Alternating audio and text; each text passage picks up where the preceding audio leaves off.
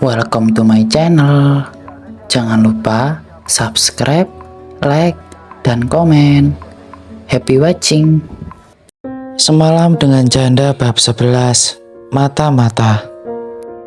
Kaisar baru saja selesai memasak. Ia menatap sup yang ia buat dengan puas. Ada beraneka macam sayur berwarna-warni mengambang di panci sup. Ia meletakkannya di atas meja kemudian melihat ke arah pintu kamar. Heran dengan Ana yang masih belum keluar sampai sekarang. Apa dia belum bangun? Apa wanita hamil memang sering bangun kesiangan? Sejak pulang dari pesta ulang tahunnya Monica, Ana banyak tidur. Batin Kaisar. Akhirnya ia memutuskan untuk mengecek ke dalam kamar. Ingin membangunkan Ana ketika ia mendapati Ana tengah termenung menatap sesuatu di dompetnya. Kaisar mengerutkan kening dan mendekatinya dengan heran. "Apa yang kamu lakukan sama dompet saya?" tanya Kaisar, membuat Ana langsung tersentak dan berbalik. Ana memegangi dadanya yang berdegup kencang. Ia khawatir Kaisar mengira dirinya ingin mengambil uang dari dompetnya. Dia bukan pencuri. "Dompet kamu jatuh dari celana kotor." Ana menunjuk celana Kaisar di keranjang laundry. Itu adalah celana yang dipakai Kaisar sehari sebelumnya. "Aku ambil aja, daripada nanti ikut kecuci, kan sayang dompet kamu mahal." Kaisar hanya mengangguk kecil dan tidak mengatakan apapun lagi. Ia tidak berpikir Ana akan mencuri uangnya. Ia yakin wanita itu sudah terbiasa hidup sederhana dan tidak memiliki otak maling. Ana menyodorkan dompet kepada Kaisar. Pria itu menerimanya sebelum melemparnya ke atas bufet. "Saya akan berangkat ke kantor 1 jam lagi," tuturnya tiba-tiba. Ana baru ingat kalau dia sudah menyiapkan pakaian kerja Kaisar. Ia menunjuk pakaian yang ia tumpuk di atas kasur. "Aku udah siapin pakaiannya kok. Kalau kamu cocok sama setelannya, kamu bisa pakai itu." Ana memutar mata sebal. "Ya, sadarlah. Orang akad nikahnya baru kemarin juga." Kaisar tersenyum. Ia menepuk-nepuk kepala Ana dengan penuh kelembutan. Sentuhan lembut Kaisar ini membuat Ana nyaris salah tingkah. Wanita itu menepis tangan Kaisar, lalu menanyakan sesuatu yang sudah lama mengganggu pikirannya. "Omong-omong, kok kamu nggak pulang ke rumahmu sendiri sih? Kenapa kamu masih di apartemen ini sama aku?" Kaisar menarik tangannya dengan ekspresi dongkol kemudian mendengus pelan. "Suka-suka saya. Kenapa kamu malah usir saya dari apartemen saya sendiri?" "Bukan gitu. Aku kasihan sama Kak Monica kalau kamu nggak pulang ke rumah kalian. Kemarin waktu dia acara ulang tahunnya aja, Kak Monica sampai mohon-mohon gitu kan. Kalau dia cari-cari kamu terus gimana?" tanya Ana prihatin. Kaisar menatap Ana tanpa ekspresi. Ia mengusap tengkuknya dengan malas. "Begini, saya sudah nggak peduli sama Monica dan mending kamu jangan bicarain dia lagi di depan saya. Saya sudah bikinin kamu sarapan dan makanannya udah siap. Lebih baik kita sarapan sekarang." Gimana sih?" Ana mendesah pelan saat Kaisar mengabaikan pertanyaannya dan malah berjalan begitu saja keluar kamar. Ia mengikuti Kaisar ke ruang makan dan duduk. Matanya membola. Ternyata Kaisar mempertimbangkan gizi lengkap bagi ibu hamil. Ada karbohidrat, protein, serat, dan lainnya. Kaisar bahkan sampai menuangkan segelas susu murni dan memotongkan apel untuknya. Ana tidak mengatakan apapun lagi dan duduk dengan anteng. Ia mengambil nasi, juga mengisi piring kosong Kaisar. Mereka makan dalam diam, hanya suara ketukan alat makan yang mengisi dapur luas itu. Kaisar sebenarnya juga heran dengan Ana yang terdiam 1000 bahasa di meja makan. Wanita itu tidak lagi rewel seperti malam sebelumnya. Dia memakan tanpa berkomentar maupun mengejek Kaisar. Kaisar mengembuskan nafas pelan lalu menyodorkan gelas susu ke arah Ana. "Diminum susunya." Ana meminum susu tersebut sedikit. Kemudian dia ingin menanyakan pertanyaan yang membuatnya penasaran. Namun sebelum sempat menanyakan sesuatu kepada Kaisar, ucapan Ana terpotong oleh suara deringan ponsel pria itu. Kaisar belum menghabiskan separuh makanannya.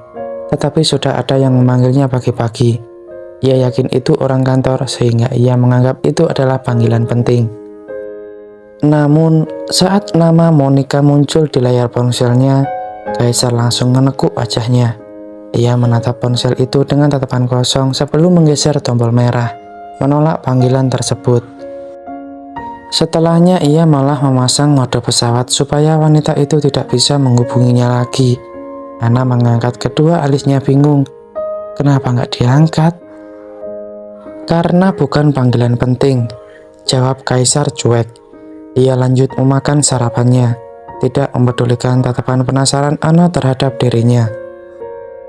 Ana bertanya-tanya siapakah gerangan yang menghubungi Kaisar, sampai pria itu menolak panggilannya tanpa pikir dua kali.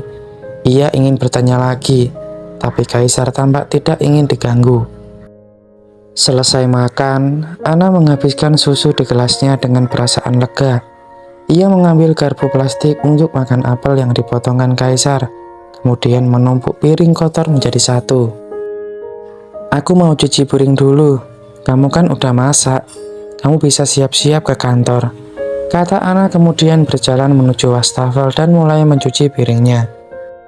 Kaisar mengikuti Ana, tampaknya pria itu ingin mengatakan sesuatu.